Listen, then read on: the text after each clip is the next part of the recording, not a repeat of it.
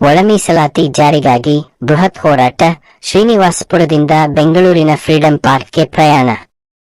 Srinivaspur, March 12. ಒಳ ಮೀಸಲಾತಿ ಜಾರಿಗೆ ಒತ್ತಾಯಿಸಿ ರಾಜ್ಯದ ವಿವಿಧ ಭಾಗಗಳಿಂದ ನಡೆಯುತ್ತಿರುವ ಹೋರಾಟದ ಅಂಗವಾಗಿ ಕೋಲಾರ ಜಿಲ್ಲೆಯ ಶ್ರೀನಿವಾಸಪುರ ತಾಲೂಕಿನಿಂದ ಸಹ ಭಾರಿ ಸಂಖ್ಯೆಯಲ್ಲಿ ಹೋರಾಟಗಾರರು ಬೆಂಗಳೂರಿನ ಫ್ರೀಡಂ ಪಾರ್ಕ್ಗೆ ಪ್ರಯಾಣ ಬೆಳೆಸಿದರು. ಒಗ್ಗಟ್ಟೇ ನಮ್ಮ ಶಕ್ತಿ, ಒಳ ಮೀಸಲಾತಿ ನಮ್ಮ ಹಕ್ಕು ಎಂಬ ಘೋಷಣೆಗಳೊಂದಿಗೆ ಹೋರಾಟಗಾರರು ಒಗ್ಗಟ್ಟಿನ ಸಂದೇಶವನ್ನು ಸಾರಿದರು. ಗುರುವಾರ ಬೆಳಗ್ಗೆ ಶ್ರೀನಿವಾಸಪುರ ಪಟ್ಟಣದ ತಹಶೀಲ್ದಾರ್ ಕಚೇರಿ ಆವರಣದಲ್ಲಿ ಇರುವ ಡಾಕ್ಟರ್ ಬಾಬಾ ಸಾಹೇಬ ಅಂಬೇಡ್ಕರ್ ಅವರ ಪುತ್ಥಳಿಗೆ ಮಾಲಾರ್ಪಣೆ ಮಾಡಿ ಗೌರವ ಸಲ್ಲಿಸಲಾಯಿತು. ಬಳಿಕ ಒಳ ಮೀಸಲಾತಿ ಜಾರಿಗಾಗಿ ಘೋಷಣೆಗಳನ್ನು ಕೂಗುತ್ತಾ ಹೋರಾಟಗಾರರು ತಮ್ಮ ಹಕ್ಕಿಗಾಗಿ ಹೋರಾಡಲು ಸಂಕಲ್ಪ ವ್ಯಕ್ತಪಡಿಸಿದರು. ಈ ಸಂದರ್ಭದಲ್ಲಿ ಒಳ ಮೀಸಲಾತಿ ಜಾರಿ ಮಾಡಬೇಕು, ಸಮಾನ ಹಕ್ಕು, ಸಮಾನ ಅವಕಾಶ ಎಂಬ ಘೋಷಣೆಗಳು ಜೋರಾಗಿ ಮೊಳಗಿದವು.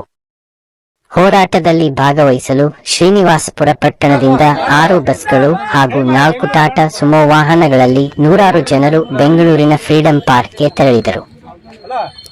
ಒಳ ಮೀಸಲಾತಿ ಜಾರಿಗೆ ಆಗ್ರಹಿಸಿ ರಾಜ್ಯ ಮಟ್ಟದಲ್ಲಿ ನಡೆಯುತ್ತಿರುವ ಹೋರಾಟಕ್ಕೆ ಬೆಂಬಲ ಸೂಚಿಸುವ ಉದ್ದೇಶದಿಂದ ತಾಲೂಕಿನ ವಿವಿಧ ಗ್ರಾಮಗಳಿಂದ ಜನರು ಉತ್ಸಾಹದಿಂದ ಭಾಗವಹಿಸಿದರು. ಈ ಸಂದರ್ಭದಲ್ಲಿ ಹೋರಾಟದ ಪ್ರಮುಖ ಮುಖಂಡರಾದ ಹೋಹಳ್ಳಿ ಕೃಷ್ಣಪ್ಪ ಮಾತನಾಡಿ, ಸಮಾಜದಲ್ಲಿ ಸಮಾನತೆ ಸಾಧಿಸಲು ಒಳ ಮೀಸಲಾತಿ ಅನಿವಾರ್ಯವಾಗಿದೆ ಎಂದು ಹೇಳಿದರು. ಸಮಾಜದ ಹಿಂದುಳಿದ ವರ್ಗಗಳಿಗೆ ಸಮರ್ಪಕ ನ್ಯಾಯ ದೊರೆಯಬೇಕಾದರೆ ಒಳ ಮೀಸಲಾತಿ ಜಾರಿಗೆ ಬರಬೇಕು ಎಂದು ಅವರು ಆಗ್ರಹಿಸಿದರು. ಸರ್ಕಾರವು ಈ ವಿಷಯವನ್ನು ಗಂಭೀರವಾಗಿ ಪರಿಗಣಿಸಿ ಶೀಘ್ರದಲ್ಲೇ ಸ್ಪಷ್ಟ ನಿರ್ಧಾರ ಕೈಗೊಳ್ಳಬೇಕು ಎಂದು ಅವರು ಒತ್ತಾಯಿಸಿದರು.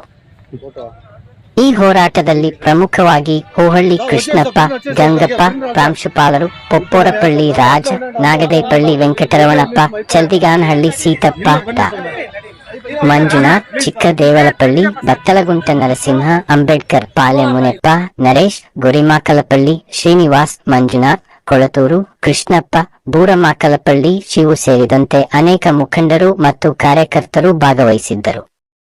ಹೋರಾಟಗಾರರು ಬೆಂಗಳೂರಿನ ಫ್ರೀಡಂ ಪಾರ್ಕ್ನಲ್ಲಿ ನಡೆಯುವ ರಾಜ್ಯ ಮಟ್ಟದ ಪ್ರತಿಭಟನೆಯಲ್ಲಿ ಭಾಗವಹಿಸಿ ಒಳ ಮೀಸಲಾತಿ ಜಾರಿಗೆ ಒತ್ತಾಯಿಸುವುದಾಗಿ ತಿಳಿಸಿದರು. ಸಮಾಜದ ಹಕ್ಕುಗಳಿಗಾಗಿ ನಡೆಯುತ್ತಿರುವ ಈ ಹೋರಾಟಕ್ಕೆ ಜನರಿಂದ ಭಾರೀ ಬೆಂಬಲ ವ್ಯಕ್ತವಾಗುತ್ತಿದೆ. ಒಟ್ಟಾರೆ ಶ್ರೀನಿವಾಸಪುರ ತಾಲೂಕಿನಿಂದ ದೊಡ್ಡ ಸಂಖ್ಯೆಯಲ್ಲಿ ಜನರು ಭಾಗವಹಿಸಿ ಒಳ ಮೀಸಲಾತಿ ಹೋರಾಟಕ್ಕೆ ಬೆಂಬಲ